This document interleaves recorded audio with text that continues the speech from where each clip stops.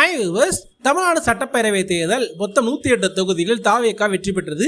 இதையடுத்து பெரும்பான்மைக்கு தேவையான எம்எல்ஏக்கள் ஆதரவு காங்கிரஸ், விசிக, கம்யூனிஸ்டுகள், இந்திய யூனியன் முஸ்லீம் லீக் கட்சிகள் ஆதரவோடு பெரும்பான்மை அடைந்தது.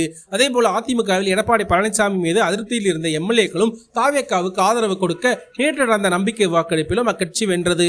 தமிழ்நாடு சட்டப்பேரவை தேர்தலில் மொத்தம் 108 தொகுதியில் தாவேகா வென்றாலும் ஆட்சி அமைக்க தேவையான பெரும்பான்மை இல்லை. மொத்தம் 118 எம்எல்ஏக்கள் ஆதரவு இருந்தாலும் ஆட்சி அமைக்க முடியும் என்பதால் ஆளுநர் அதனை நிரூபிக்க சொன்னார். அதன் காரணமாக மற்ற கட்சிகளுடனான தேர்தலுக்கு பிந்திய கூட்டணி பேச்சுவார்த்தைகளை ஆரம்பித்தது தாவேகா.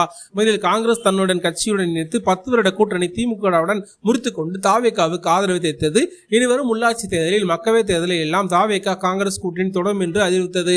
காங்கிரஸை தொடர்ந்து கம்யூனிஸ்டுகள், விசிக உள்ளிட்ட கட்சிகள் ஆதரவு கொடுக்க முதலமைச்சராக பதவியேற்றார் விஜய். இதனையடுத்து அதிமுகவில் இருந்து குறிப்பிட்ட எம்எல்ஏக்கள் விஜய் ஆதரவு கொடுத்தார்கள். தொடர்ந்து நேற்று சட்டசபையில் நடைபெற்ற நம்பிக்கை வாக்கெடுப்பிலும் இந்த ஆட்சி வென்றது. எனவே இனிவரும் காலங்களிலும் தாவேகா ஆட்சிக்கு பெரிய தொந்தரவு இருக்காது என்று கருதப்படுகிறது. ஆக மொத்தம் திரைத்துறையில் இருந்து கலைஞர், கருணாநிதி, எம்ஜிஆர், சினிமாவை தொடர்ந்து 4வதாக தமிழ்நாட்டை ஆளும் நபராக மாறியுள்ளார் விஜய். இதனை நினைத்து தமிழக திரையுலகம் உச்சகட்டத்தில் மகிழ்ச்சியோடு இருக்கிறது. கண்டிப்பாக விஜய் மூலம் திரைத்துறைக்கு நல்லது நடக்கும் என்று பெரிய நம்பிக்கை வைத்திருக்கிறார்கள். இந்நிலையில் தேர்தலில் தாவேகா போட்டியாளருக்கு ஆதரவாக வேளச்சேரியில் பரப்புரை செய்த விஜய் பேட்டி ஒன்றை கொடுத்தது ட்ரெண்டாகியுள்ளது.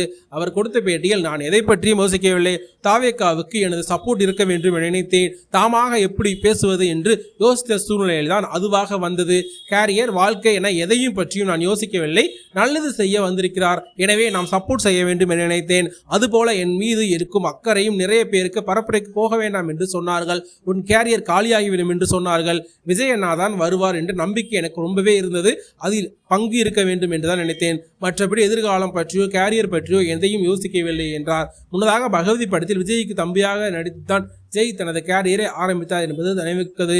மேலும் ஜெய் கூறியதை பற்றி உங்களோட கருத்துக்கள், மேலும் தளபதி விஜய் அவர்கள் தமிழ்நாட்டுக்கு சிஎம் ஆனதை பற்றி உங்களுடைய கருத்துக்களை மறக்காம கீழே கமெண்ட் சொல்லுங்க. மேலும் இது போன்ற அப்டேட்டுகளுக்கு நம்ம சேனலை சப்ஸ்கிரைப் பண்ணிட்டு பக்கத்தில் இருக்க பெல் ஐகானை பிரஸ் பண்ணுங்க. தேங்க்யூ.